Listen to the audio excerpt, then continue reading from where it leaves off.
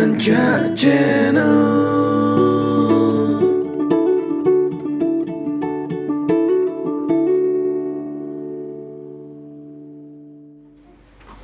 Bismillahirrahmanirrahim. Assalamualaikum warahmatullahi wabarakatuh. Hamdan wa syukran lillah, wa salatan wa salaman ala rasulillah, wa ala alihi wa ashabihi wa mawalah. Ashhadu an la ilaha illallah wahdahu la syarika lah, wa ashhadu anna muhammadan abduhu wa rasuluhu la nabiyya ba'dah. Allahumma salli wa sallim wa barik ala hadzal nabiyil karim Sayyidina wa habibina wa safiina wa maulana Muhammadin wa ala alihi wa ashabihi ajma'in. Amma ba'd. Qala Allah tabaraka wa ta'ala fi kitabihil karim ba'da a'udzu billahi minasy syaithanir rajim. Wal mu'minuna wal mu'minatu ba'duhum awliya'u ba'd. Ya'muruna bil ma'rufi wa yanhauna 'anil munkar wa yuqimuna as-salata wa yutuna az-zakata wa yuti'una Allah wa rasulahu ulaika sayarhamuhumullah innallaha azizun hakim. Shadaqallahul azim. Wa qala nabiyyuna sallallahu alaihi wasallam la yu'minu ahadukum hatta yakuna hawahu taba'an lima ji'tu bihi. Shadaqallahul azim wa sadaqa rasulun nabiyil karim wa nahnu ala zalika minasyahidin wa syakirin walhamdulillahi rabbil alamin. Hadirin yang muliakan Allah Subhanahu wa taala, tidak ada ucapan yang paling besar hari ini yang harus kita ucapkan melainkan ucapan syukur kepada Allah, yaitu alhamdulillah. Afdhalu dzikri la ilaha illallah, afdhalu du'a alhamdulillah. Sehingga tidak ada satu doa yang tidak diawali dengan memuji Allah Subhanahu wa taala. Tetapi bapak-bapak, ibu-ibu yang dimuliakan Allah Subhanahu wa taala, ucapan yang diucapkan oleh lisan ini, yang Allah kehendaki ini adalah berkaitan dengan hati. Jadi bukan hanya diucapkan, melainkan diyakini dengan hati. Saya punya teman di Glodok. Di Glodok itu jual elektronik. Saudara-saudara yang jual elektronik ini saudara dari etnis sebelah, putih, sipit-sipit. Kebanyakannya non-muslim. Tapi kalau kita datang mau belanja, kita ucapkan salam dengan penampilan seperti ini, penampilan orang Islam. Assalamualaikum kok. Maka si engkau jawab waalaikumsalam. Karena ucapan tersebut sudah lumrah. Bahkan orang-orang selain orang Islam pun mudah mengucapkan waalaikumsalam. Saya tanya, gimana kok kabarnya hari ini? Maka si engkau pun menjawab tuh gening. Ternyata orang bukan Islam pun kalau mengucapkan alhamdulillah itu mudah. Maka ini nasihat, bukan nasihat untuk yang sudah menikah saja. Wabil khusus yang berbicara, karena telinganya lebih dekat kepada mulut.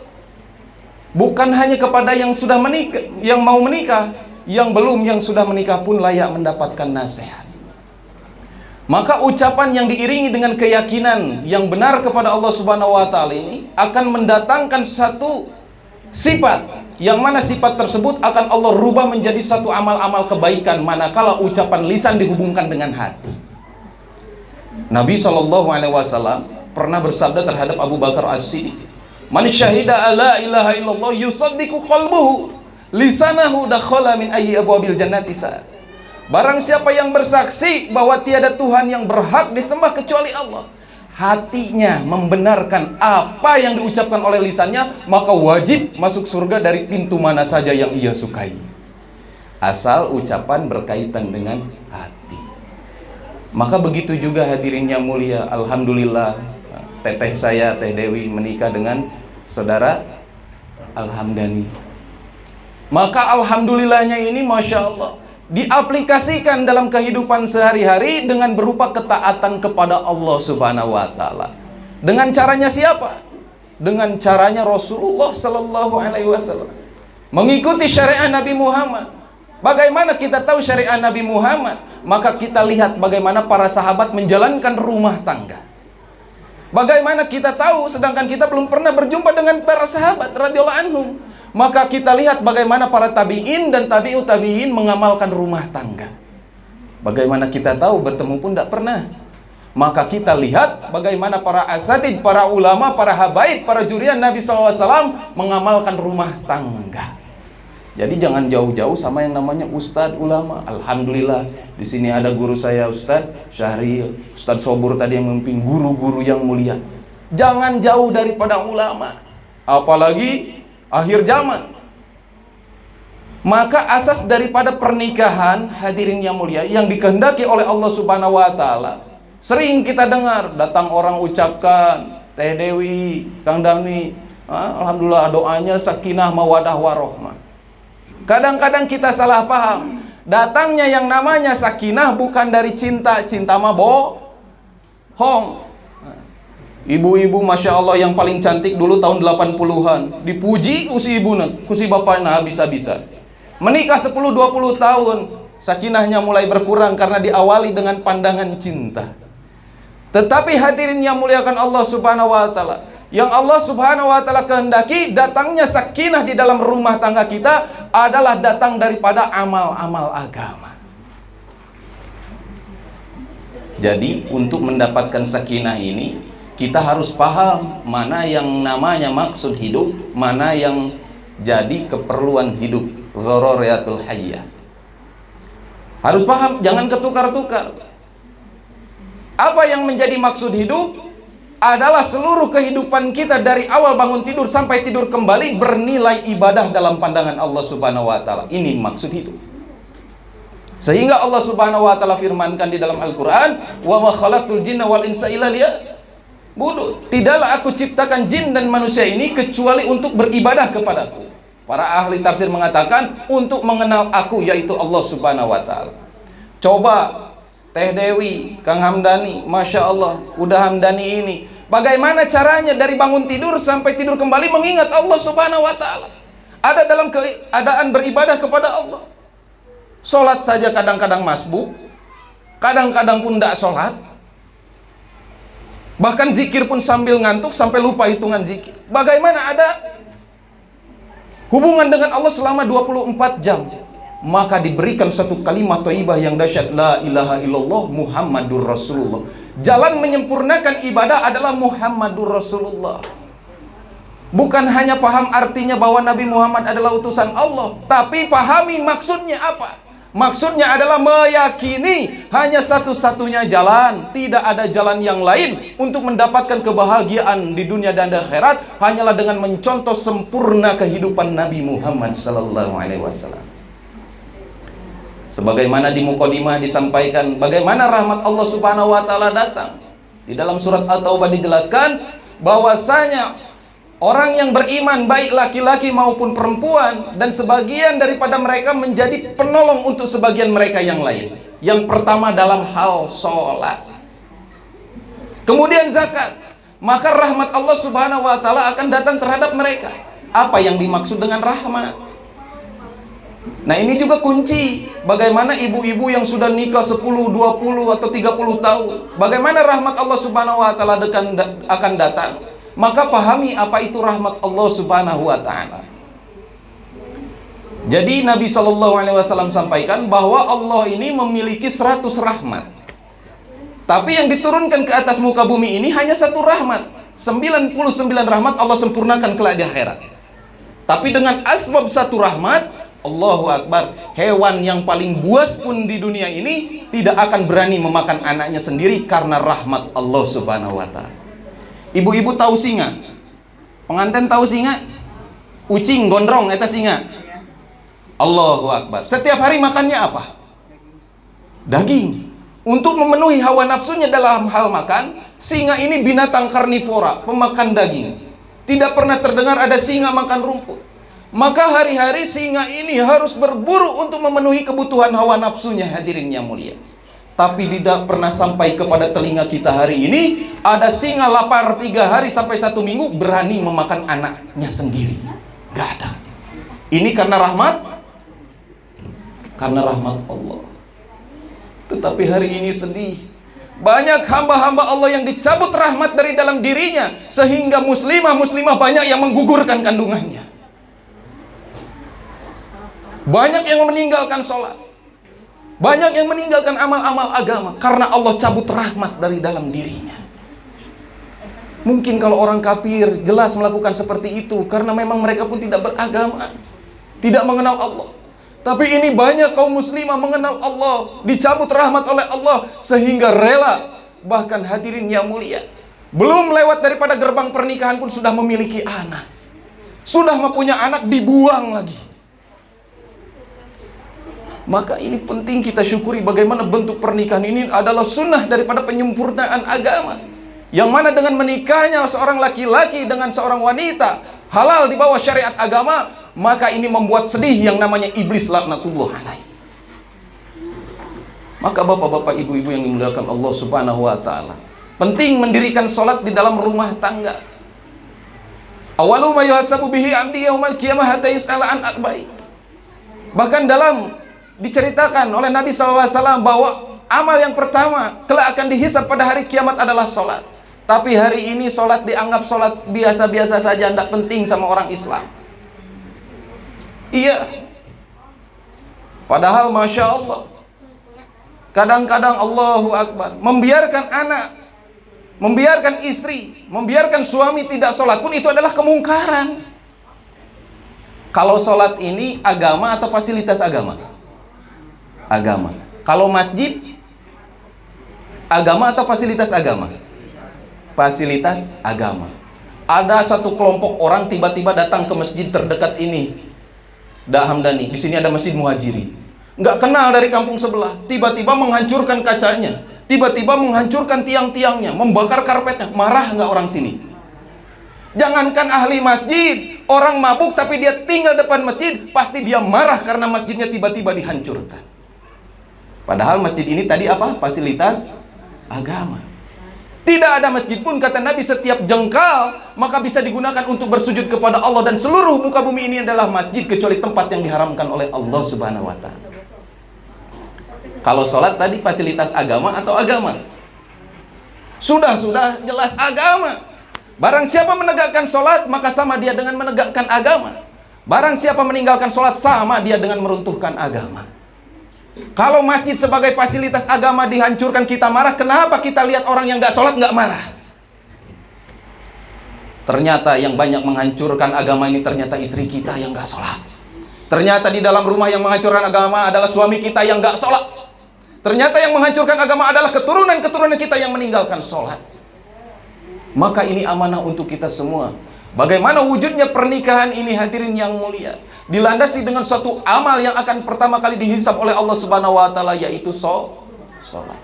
Maka mudah-mudahan bersandingnya suami istri yang sudah halal ini, Allah mudahkan sholat terjaga 5 waktu. Khusus daripada teteh saya, Teh Dewi, perintahkan udah alhamdulillah ini, Masya Allah, berjamaahnya 5 waktu di mana? Di masjid. Di masjid.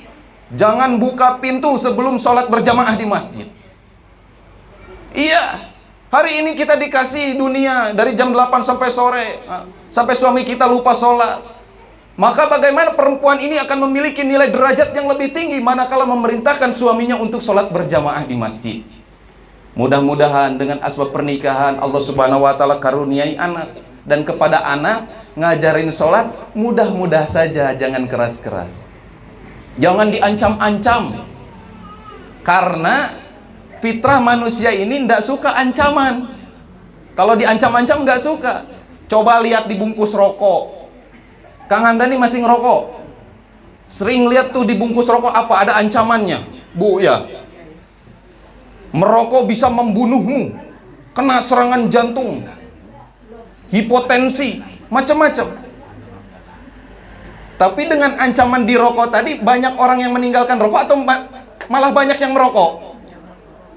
Walaupun ancamannya banyak, tapi justru makin banyak yang merokok. Karena sifat manusia ini tidak suka diancam-ancam. Maka udah alhamdulillah, jangan mengancam istri. Begitu juga istri jangan mengancam suami. Coba kalau dibungkus rokok dirubah dengan fadilah, atau diceritakan bagaimana kebaikan-kebaikan. Merokok dapat membunuhmu. Itu serem dengernya. Tapi kalau dirubah oleh wanita berjilbab sempurna, siapa yang meninggalkan rokok, nikahi aku. Kira-kira banyak yang meninggalkan rokok? Iya. Belajar memberikan fadilah. Apalagi ke anak nanti dituntun, mudah-mudahan dibawa ke masjid. Nah, yuk sholat berjamaah sama ayah ke masjid biar masuk surga sama-sama. Enak terdengar sama anak. Jangan diancam-ancam. Dan ini nasihat juga untuk seorang suami kepada istri. Istri ini adalah cermin bagi suami. Ibu-ibu yang punya suaminya dinas, kalau berangkat ke tempat dinas pakai kemeja, kan kemeja ada kancingnya ya. Kalau bapak-bapak masukkan kancing pertama kepada lubang yang kedua, gimana ke bawahnya? Orang awal bilang jenjang, bagian jai, dah, nggak enak dilihat ya. Jangankan enak dilihat, orang yang pakainya pun nggak nyaman. Tapi kalau kancing pertama masuk kepada lubang yang pertama, bagaimana ke bawahnya? Rapi. Begitu juga kita sebagai seorang suami, seperti halnya kancing paling atas. Masukkan hikmah yang benar kepada istri, maka keturunan-keturunan akan Allah ruah sebagaimana keturunan Nabi Ibrahim sampai Nabi Muhammad SAW. Maka ini istri adalah cerminan bagi suami. Maka udah alhamdulillah mau berangkat kerja, bercermin siapa yang ada di dalam cermin? Diri kita sendiri. Tiba-tiba udah alhamdulillah kok di mata ada kotoran mata nih. Maka udah alhamdulillah dikorek-korek yang ada di cermin. Sampai hari kiamat pun kotoran mata tidak akan hilang. Tapi kalau udah alhamdulillah lihat kotoran mata dibersihkan pada diri sendiri, maka yang di cermin ikut Hari ini banyak di antara bapak-bapak mungkin yang hadir hari ini banyak mengorek istri-istrinya jadi istri yang soleha, tapi bapak-bapaknya nggak mau ke masjid. Bagaimana istri mau baik? Sibuk kita mengorek-ngorek istri, ingin merubah istri, padahal aib itu ada pada diri kita. Maka nasihat untuk terwabil khusus untuk saya, bagaimana kita bersihkan diri kita sendiri, maka Allah akan rubah bagaimana istri kita lebih baik dari apa yang kita perkirakan oleh Allah Subhanahu wa Ta'ala. Kemudian nasihat terakhir pun untuk istri, bagaimana istri ini adalah seorang makmum terhadap suami. Maka selama suami taat kepada Allah dan Rasulnya, wajib bagi seorang istri taat kepada suaminya. Udah bentak sedikit, istri belajar jadi air, redam. Wanita egonya biasa tinggi, maka saling. Bagaimana memenuhi sifat-sifat yang tidak ada dengan amal-amal agama. Maaf, Al-Quran ini ditujukan untuk siapa? Untuk orang-orang yang beriman, bertakwa. Zalikal kitabul la raiba fihi hudalil muttaqin. Petunjuk bagi orang yang bertakwa. Tapi bagaimana Al-Quran ini sudah banyak ditinggalkan oleh umat, padahal petunjuk. Maka ada satu orang presiden, dia kasih surat terhadap ajudannya untuk dikabarkan kepada seluruh warganya. Maka presiden nanya, wahai ajudan, bagaimana surat saya yang tadi diberikan? Sudah kamu baca? Oh, presiden sudah. Bahkan saya kumpulkan orang-orang termedu untuk membaca surat presiden. Maka kata presidennya, oh bagus, dibaca sudah, dinyanyikan juga bagus. Isinya sudah dilaksanakan belum? Nah, itu presiden yang belum katanya. Nah, itu sama Pak. Al-Quran yang datang banyak dimusabakohkan, diperlombakan, tapi amalnya tidak dilakukan. Ini terakhir untuk keduanya. Maka di dalam Al-Quran ada satu surat khusus yang disebut dengan musyawarah yang banyak ditinggalkan oleh umat. Dan musyawarah ini jika dihidupkan di dalam rumah tangga, berkahnya akan luar biasa. Cari waktu untuk memikirkan sama-sama bagaimana keturunan kita baik. Bahkan pekerjaan-pekerjaan di dalam rumah tangga pun mulai dimusyawarahkan. Ini akan mendatangkan keberkahan, hadirin yang mulia. Tapi kalau tidak pernah ada yang namanya musyawarah, apalagi dilandasi dengan agama di dalam rumah, maka keberkahannya akan berkurang. Ada satu kisah penutup untuk musyawarah. Jadi kalau segala sesuatu ini punya niat baik, tapi tidak dimusyawarahkan, maka keberkahannya akan berkurang. Ada satu orang suami, dia punya sepeda motor. Yang tersisa di garasinya ini hanya tinggal satu ban saja, ban depan. Maka dia berpikir, karena sayang sama istrinya, lihat istrinya tidak punya anting sebelah, Pak. Maka si suami berpikir, daripada ini motor di garasi, saya jual saja ban sebelah untuk beli anting istri. Ternyata istri pun ingin punya kejutan terhadap suami. Daripada anting nggak kepake, saya jual saja untuk beli ban sebelah suami. Niatnya mau saling memberi kejutan. Pergi dua-duanya ke pasar. Maka si suami jual satu ban untuk beli satu anting istri, Maka si istri di tempat yang berbeda jual satu anting untuk beli ban motor si bapak. Dengan perasaan senang, Bu, akan memberi saling kejutan. Datang ke rumah, beb, Masya Allah, ini ada kejutan katanya. Maka pas diperlihatkan itu hadiahnya, dua-duanya benar-benar terkejut. Kok sebelah-sebelah katanya? Iya, kata istrinya, saya jual anting sebelah untuk beli ban motor bapak yang sebelah. Kata si bapaknya, Allahu Akbar, kan ban udah dijual untuk beli anting ibu. Akhirnya masing-masing tetap dapat sebelah-sebelah. Niatnya bagus, tapi karena tidak pernah duduk dalam musyawarah, maka keberkahannya berkurang. Maka untuk kanda ini Masya Allah, yang jadi memang saudara-saudara saya ini, bagaimana amal-amal agama akan dibentuk di dalam rumah, dibuat dengan asas musyawarah.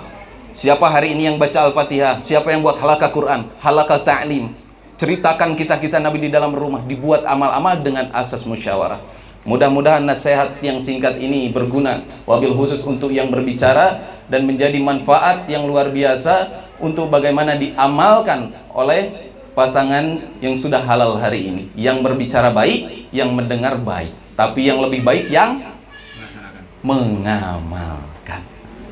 Mudah-mudahan ini ada barakahnya, dan agar majelis ini tidak dipandang lalai oleh Allah Subhanahu wa taala, maka kita tutup dengan doa kifaratul majelis. Subhanallah wa bihamdihi, subhanakallahumma wa bihamdika, asyhadu alla ilaha illa anta, astaghfiruka wa atubu ilaik. Assalamualaikum warahmatullahi wabarakatuh. Anja Channel.